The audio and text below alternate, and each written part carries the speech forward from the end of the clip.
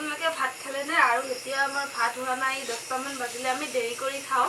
আৰু আজি ঘৰত যিহেতু মা দেউতাও নাই, সেইটো কাৰণে অলপ এলা কৰি মানে বহুতখিনি দেৰি হৈ গ'ল। আৰু এইফালে মানে দেউতাই লোকেল মাছ মাৰি আনিছিলে ওচৰৰ পৰা, আৰু পুঠি মাছ আৰু কিবা কিবি আছে, আৰু সেইখিনি ফ্ৰাই কৰিম মানে। আৰু দালি বনাইছোঁ আজি। আৰু এইফালে কঁঠাল গুটি কোনে কোনে খাই ভাল পোৱা কওঁতে মই দেখাই দিছোঁ। এইটো সময়ত মানে সকলোৰে ঘৰত কঁঠাল গুটি পাবই, আৰু আমাৰো খাই বেছি বহুত ভাল পায় দেউতাই, আমিও ভাল পাওঁ।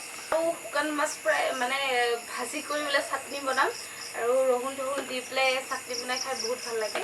আৰু মানে সৰু মাছটো সেইটো মই খাই ভাল নাপাওঁ, এইটো কাৰণে এইটো ভাজি ল'ম।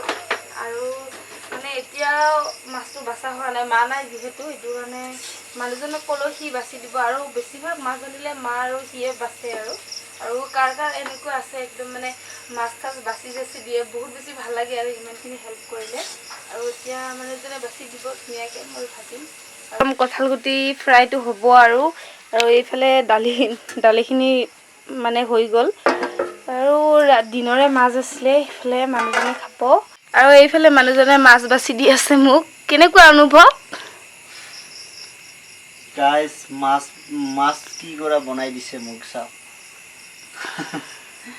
একচুৱেলি মোৰ মতে ইমান কি নহয়, কাৰণ কিয় মাইকীক হেল্প কৰা ভাল, হয় নে নহয়? সিহঁতওতো বেচেৰা মানুহ, গৰমত কাম কৰি থাকে।